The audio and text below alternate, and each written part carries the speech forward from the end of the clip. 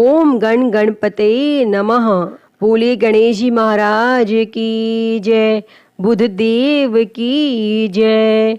प्रिय भक्तजनों, बुध को बुद्धि का कारण माना गया है, जो कि एक महत्वपूर्ण ग्रह भी है। अगर किसी की कुंडली में बुध खराब हो तो उसके जीवन में कभी भी तरक्की नहीं होती है, साथ ही उसे कभी भी कामयाबी नहीं मिलती है। बुध को व्यापार और बहन बेटी का कारक भी माना जाता है। इस दिन भगवान गणेश का दिन होता है, जो कि बुद्धि के देवता माने जाते हैं, जो अपने भक्तों के सभी विघ्न बाधाओं को हरण कर लेते हैं। इसीलिए उन्हें विघ्नहर्ता भी कहा जाता है। अगर कोई इनका सच्चे मन से पूजन करे तो उनको जीवन में धन और सुख समृद्धि की कभी कमी नहीं रहती। और भगवान गणेश, जिन्हें विघ्नहर्ता भी कहते हैं, उनकी पूजा अर्चना करने से जीवन के सभी दुख दूर हो जाते हैं। और इस दिन व्रत रखने का भी विधान है। अगर कोई इस दिन सच्चे मन से गणेश जी की आराधना करता है तो उसके जीवन के सभी कष्ट दूर हो जाते हैं। तो आज हम इस वीडियो में बुधवार की व्रत कथा सुनेंगे। इस कथा को सुनने अथवा पाठ करने मात्र से आपके जीवन में धन, बल, बुद्धि, विद्या की वृद्धि होती है तथा आने वाले सभी संकटों का नाश होता है। तो आइए सुनते हैं। उससे पहले आप सभी प्रेम से बोलिए श्री गणेश जी महाराज की जय, बुध देव की जय। प्राचीन काल की बात है। किसी ग्राम में एक साहूकार अपनी पत्नी के साथ रहता था। पति पत्नी दोनों भगवान गणेश जी की पूजा करते थे और दिन दुखियों की मदद करने के लिए हमेशा तत्पर रहते थे। और ईश्वर की कृपा से उनके पास धन धान्य की कोई कमी नहीं थी। कमी थी तो बस एक संतान की। पति पत्नी संतान नहीं होने से दुखी रहते थे। तब गांव वाले संतान न होने की वजह से उन्हें हमेशा ताने सुनाते थे। पर साहूकार और उसकी पत्नी को ईश्वर पर पूर्ण विश्वास था। ईश्वर ने जरूर कुछ अच्छा सोच के रखा होगा हमारे लिए, ऐसा सोचा करते थे। एक बार वह पति पत्नी मंदिर में भगवान गणेश जी के दर्शन और पूजा अर्चना करने गए। और जब वे दोनों पूजा करके बाहर आए तो उन्होंने देखा कि एक बालक मंदिर की सीढ़ियों पर बैठकर रो रहा है। और उसके पास किसी को ना देखकर पति पत्नी दोनों बालक के पास गए और बालक को शांत कराया और उसके माता पिता को ढूंढने लगे। और जब उस बालक के माता पिता पति पत्नी को नहीं मिले तो वे दोनों बच्चे को मंदिर के पुजारी के पास ले गए और उन्होंने पुजारी से बोला, ये बच्चा हमें रोते हुए मंदिर के बाहर मिला है, क्या आप इसके माता पिता को जानते हैं? तब पुजारी ने कहा, नहीं। और अब पति पत्नी और पुजारी तीनों लोग बालक के माता पिता को ढूंढने लगे। काफी देर ढूंढने पर बच्चे के माता पिता नहीं मिले। तब पुजारी ने साहूकार और उसकी पत्नी को कहा, आप इस बालक को अपने घर ले जाइए। अगर इसके माता पिता इसे ढूंढते हुए आए तो मैं उन्हें लेकर आपके घर आ जाऊंगा। तब साहूकार और उसकी पत्नी बच्चे को लेकर अपने घर चले गए। काफी समय बीत गया और बालक के असली माता पिता का कोई पता नहीं चला।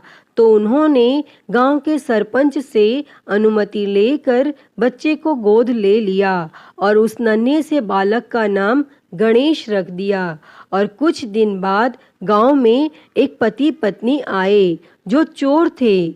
गांव में जाकर उन्हें पता चला कि गांव में सबसे ज्यादा धनी व्यक्ति साहूकार है, जिसकी कोई संतान नहीं है और उन्होंने एक बच्चे को गोद लिया है जिसके माता पिता का कोई पता नहीं है। और वे दोनों चोर पति पत्नी अब विचार करने लगे कि साहूकार को कैसे लूटा जाए। तभी उन्होंने योजना बनाई कि वे दोनों बच्चे के असली माता पिता बनकर जाएंगे और योजना बनाकर पति पत्नी दोनों मंदिर में जाकर बैठकर रोने लगे।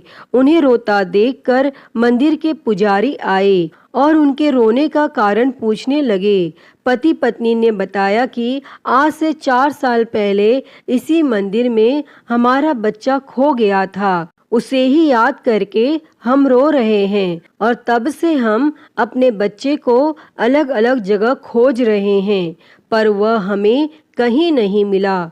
तब पुजारी ने बोला, एक बालक है जो उन्हें 4 साल पहले मंदिर की सीढ़ियों पर मिला था, शायद वह आपका ही पुत्र हो। वह बालक गांव के साहूकार के घर पर है, आप लोग मेरे साथ चलिए, मैं आपसे आपके पुत्र को मिलवाता हूँ। और इतना कहकर पुजारी उन दोनों पति पत्नी को लेकर साहूकार के घर चल दिए और वहां जाकर पुजारी ने साहूकार को बताया कि गणेश के असली माता पिता मिल गए हैं और वह गणेश को लेने आए हैं। और यह सुनते ही साहूकार और उसकी पत्नी दोनों बहुत दुखी हुए, लेकिन वे दोनों गणेश को उसके असली माता पिता को सौंपने के लिए तैयार हो गए। और शाम का वक्त था। साहूकार ने उन दोनों पति पत्नी से बोला, आप लोग आज विश्राम करें और कल प्रातः काल होते ही निकल जाइएगा। और यह सुनते ही पति पत्नी दोनों खुश हो गए, क्योंकि उन्हें चोरी करने का मौका मिल गया था। और तब रात्रि को जब साहूकार और उसकी पत्नी सोने चले गए, तभी दोनों चोर पति पत्नी उठे और चोरी करने के लिए तिजोरी को तोड़ने लगे। और आवाज सुनकर घर का नौकर जग गया और उसने जाकर देखा तो वही पति पत्नी थे जो खुद को गणेश का माता पिता बता रहे थे। तब नौकर ने कमरे का दरवाजा बाहर से बंद कर दिया और तेजी से मालिक को बुलाने लगा।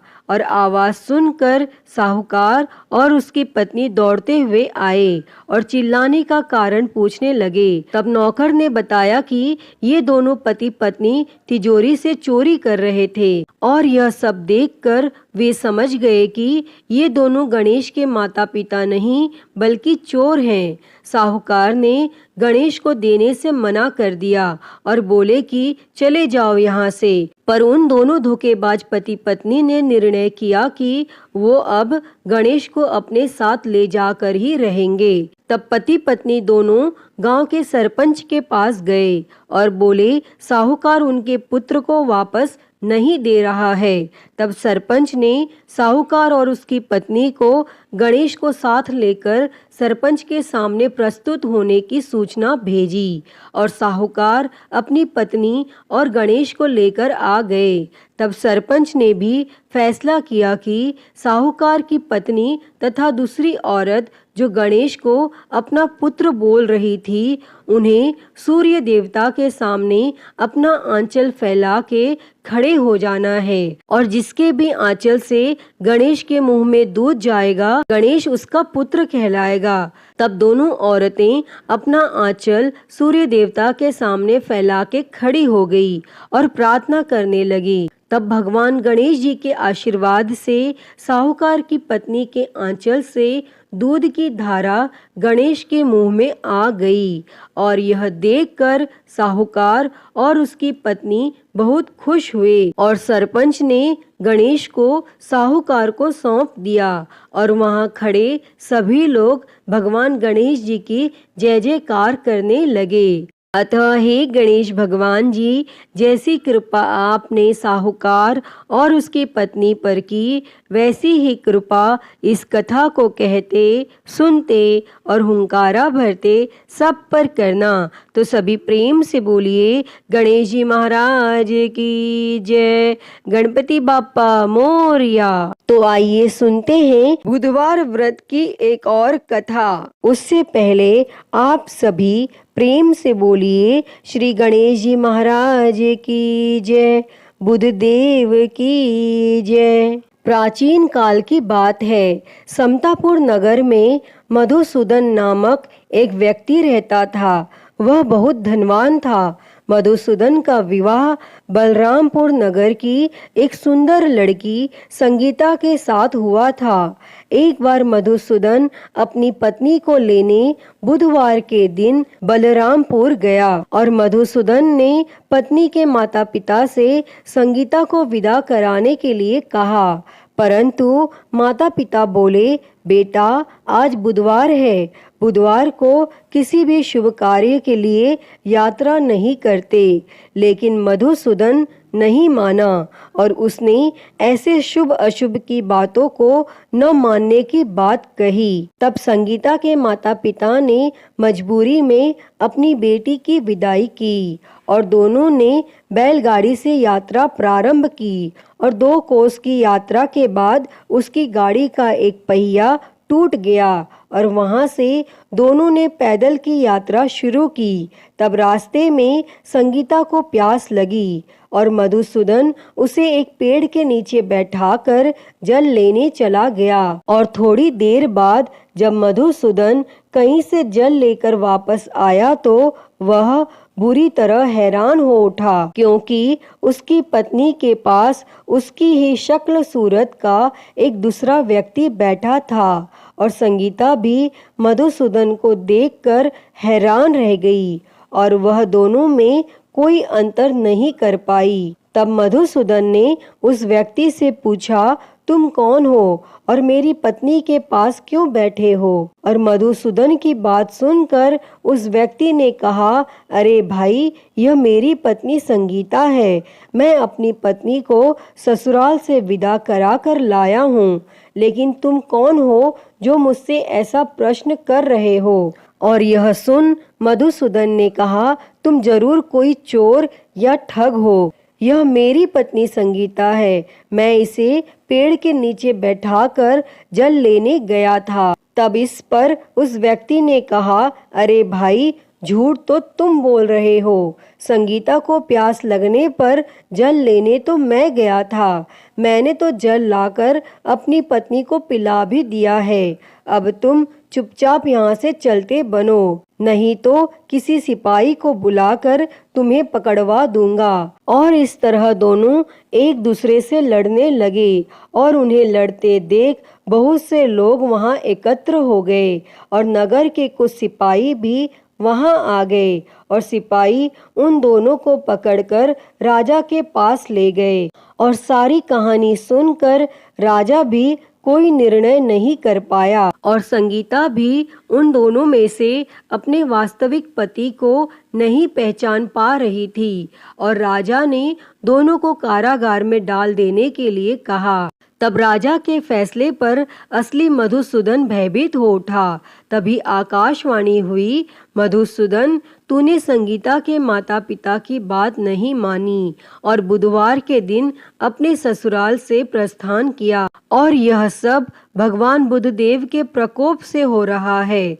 तब मधुसूदन ने भगवान बुद्धदेव से प्रार्थना की कि हे भगवान बुद्धदेव, मुझे क्षमा कर दीजिए, मुझसे बहुत बड़ी गलती हुई और भविष्य में अब कभी बुधवार के दिन मैं यात्रा नहीं करूंगा और सदैव बुधवार को आपका व्रत किया करूंगा। तब मधुसूदन की प्रार्थना करने से भगवान बुद्धदेव ने उसे क्षमा कर दिया और तभी दूसरा व्यक्ति राजा के सामने से गायब हो गया। तब राजा और दूसरे लोग इस चमत्कार को देखकर हैरान हो गए और भगवान बुद्धदेव की इस अनुकंपा से राजा ने मधुसूदन और उसकी पत्नी संगीता को सम्मान पूर्वक विदा किया और कुछ दूर चलने पर रास्ते में उन्हें बैलगाड़ी मिल गई और बैलगाड़ी का टूटा हुआ पहिया भी जुड़ा हुआ था और दोनों उसमें बैठकर समतापुर की ओर चल दिए।